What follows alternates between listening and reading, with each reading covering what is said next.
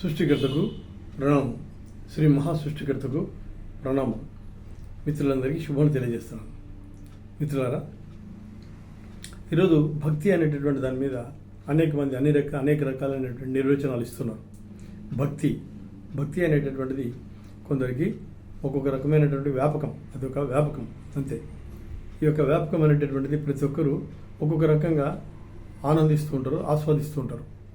ఈ ఆస్వాదించేటటువంటి, ఆనందించేటటువంటి, అనుకరించేటటువంటి అభిప్రాయాన్ని ఇక్కడ మనం పంచుకోవాలనేసి అభిప్రాయపడుతున్నాను. అదేంటంటే భక్తి. కొందరు ఏం చేస్తారు, ఒక నామం తీసుకొని పదే పదే ఉచ్చరిస్తూ ఉంటారు. ఆ యొక్క నామంను ధ్యానించడం అనేటటువంటి భక్తి. కొందరు దేవాలయాలను దర్శిస్తారు. ఆ ఊరు ఈ ఊరు ఆ ఊరు అని పోయి ప్రతి చోటికి పోయి దర్శించి వస్తుంటారు. తీర్థయాత్రలకు వెళ్తారు, ప్రతి చోటికి వెళ్తుంటారు. ఆ వెళ్ళేటటువంటిదే వారి భక్తి. లేకుంటే ఉదయం తెల్లవారుజామున లేచి 4 గంటలకు 5 గంటలకు లేచి స్నానం చేసి, తలకు స్నానం చేసి ఆ యొక్క భక్తుడు భగవంతుని ధ్యానం చేసుకోవడానికి, ఆరాధించడానికి, పూజ చేసుకోవడానికి ఆలయాలకు వెళ్తాడు. ఉదయాన్నే వెళ్ళి ఆ యొక్క దేవుణ్ణి ఆరాధించి, స్మరించి, పూజ చేసుకొని అక్కడే కాసేపు ఆ సేద తీరి వస్తాడనమాట. ఇట్లా రకరకాలైనటువంటి పద్ధతులలో వీళ్ళు చేస్తున్నారు. అట్లా వీళ్ళలో అయితే భక్తి ఎన్ని రకాలు ఉంది, ఎంతమంది ఎన్ని రకాలుగా చేస్తూ ఉన్నారు అని ఆలోచన చేస్తే, ఇప్పుడు మనము భక్త కన్నప్ప ఆయన ఏం చేశాడంటే, తీసుకొని వెళ్ళి ఆ యొక్క శివయ్యకు మాంసంని పెట్టినాడు. అక్కడ భక్తి, అది ఒక భక్తి. శివయ్యకు మాంసాన్ని పెట్టి పూజ చేసుకున్నాడు. అట్లే శ్రీకాళహస్తిలో చూసినట్లయితే పాము అనేటటువంటిది అక్కడ మనులు మాణిక్యాలు పెట్టి అక్కడ పూజ చేసుకున్నది. అట్లే సాలెపురుగు ఏం చేసిందంటే పైన వల అల్లి అక్కడ పూజ చేసుకున్నది. అట్లాగే ఏనుగు వచ్చేసి పుష్పములు, లతలు, వ్రతాలు, ఆకులు అన్నీ తీసుకొచ్చి అక్కడ పెట్టి పూజ చేసుకున్నది. అట్లా ఒక్కొక్కరు ఒక్కొక్క రకమైనటువంటి హిందూస్ వచ్చేసి ఒక రకమైనటువంటి ఆలోచన చేస్తారు. అట్లే క్రిస్టియన్స్ యేసుప్రభుని పూజ చేస్తారు.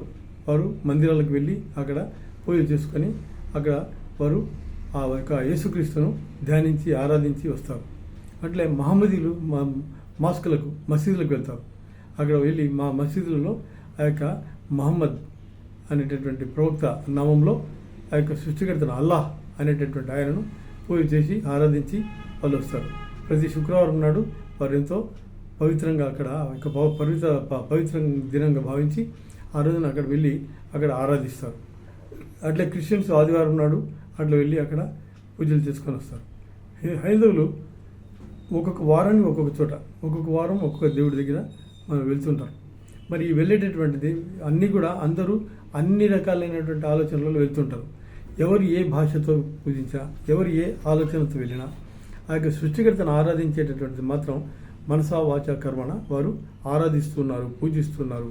ఆ యొక్క దేవునికి అభిషేకాలు చేస్తున్నారు. ఈ యొక్క కార్యక్రమాలన్నీ కూడా జరిగిస్తున్నారు. మరి జరిగించేటటువంటిది వారు ఎట్లా చేస్తున్నారంటే మనస్ఫూర్తిగా, ప్రేమతో, భక్తితో ఆరాధించి వస్తున్నారు. ఈ ఆరాధించి, పూజించి వచ్చేటటువంటిది ఒక గొప్ప విషయం అన్నమాట. కొంతమందికి ఇది పిచ్చిగా అనిపిస్తూ ఉంటుంది. ఎవరు వాళ్ళు అట్లా పోతున్నారు, ఎవరు వాడు పిచ్చినారు అనేసి అంటారు. అక్కడ దేవాలయాలకు వెళ్ళి పూజలు చేసుకొని వస్తుంటే పొద్దున్న లేచినప్పటి నుంచి వీడికి ఒకటే పిచ్చి పట్టింది అంటాడు. వీడికి అంటాడు. అట్లే చర్చిలకు వెళ్తుంటే వీరు ఎవరు పిచ్చిన కొడుకులు, పిచ్చి పట్టి చర్చిలకు వెళ్తుంటారు, యేసుప్రభుని పూజ చేస్తుంటారని అంటారు. అట్లే మ్యామెడియన్స్ కూడా వాళ్ళు మాస్కులకు అట్లా పోతే వీళ్ళంతా పిచ్చినాయన్లు వీళ్ళందరూ అంటారు. అంటే ఇవి ఎవరు అంటారంటే ఈ యొక్క భక్తి అనేటటువంటి లేనటువంటి వాడు, ఆ యొక్క దేవుళ్ళ ఎందు భయం కానీ, భక్తి కానీ లేనటువంటి వాళ్ళని నానా రకాలైనటువంటి విమర్శలు చేస్తూ ఉంటారు. ఆ విమర్శలు చేస్తూ ఉంటారు కానీ వాళ్ళలో భక్తిని మాత్రం తీసివేయలేరు. అంతే. ఆ యొక్క విమర్శలు చేసినప్పుడు వాళ్ళు వింటారు, ఊరుకుంటారు అంతే. కాబట్టి మిత్రులారా గమనించండి, ఎవరి భక్తి వారిది. మనం ఇక్కడ విశ్లేషించడం కానీ, విచారించడం కానీ, వారిని అవమానించడం కానీ, వారిని మన ఏ విధమైనటువంటి భాషలలో తూలనాడడం కానీ అట్లా చేయకూడదు.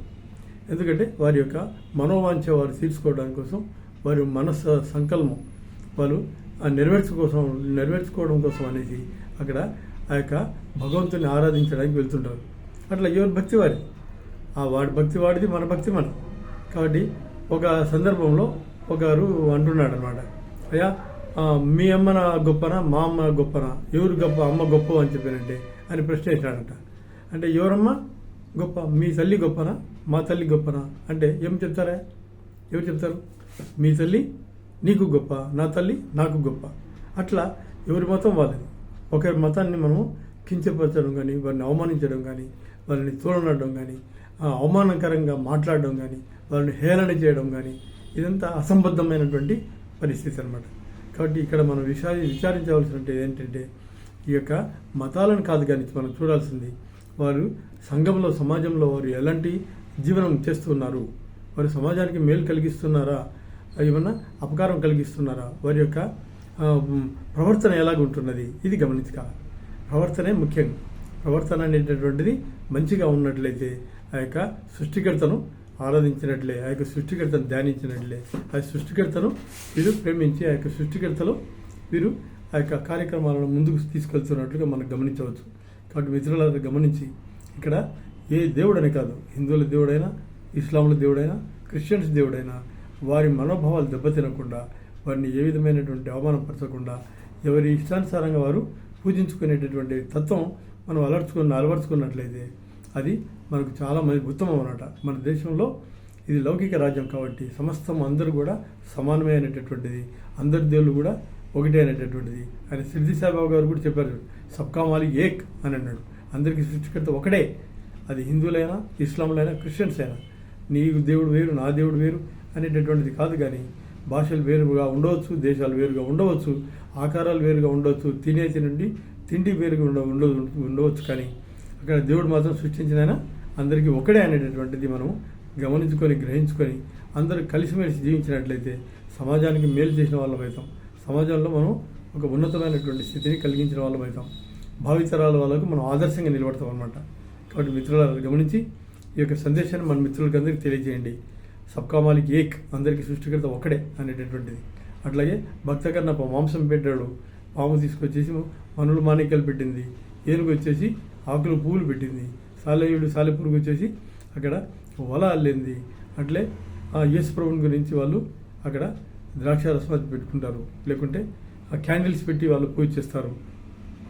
అట్లే మెహమ్మడియన్స్ వచ్చేసి వారు కూడా అక్కడ మసీదులలో రకరకాలైనటువంటి పద్ధతులలో పూజలు చేస్తూ ఉంటారు. కాబట్టి ఎవరి పరిస్థితి వారిదే, ఎవరి పూజ వారిదే. అంత మాత్రాన వారిని మనము అవమానపరచడం కానీ, అవహేళనగా మాట్లాడడం కానీ తగదు. మిత్రులందరూ కూడా గమనించవలసిందిగా మనవి చేస్తూ, అందరికీ సృష్టికర్త ఒక్కడే అనేటటువంటిది మనం అందరికీ మన మిత్రులకి అందరికీ తెలియజేయవలసిందిగా మనవి చేస్తూ ముగిస్తున్నాను. ఈ సమయం ఇచ్చినటువంటి శ్రీ మహాసృష్టికర్తకు ప్రణామం. మిత్రులందరికీ శుభం తెలియజేస్తున్నాను. శుభం.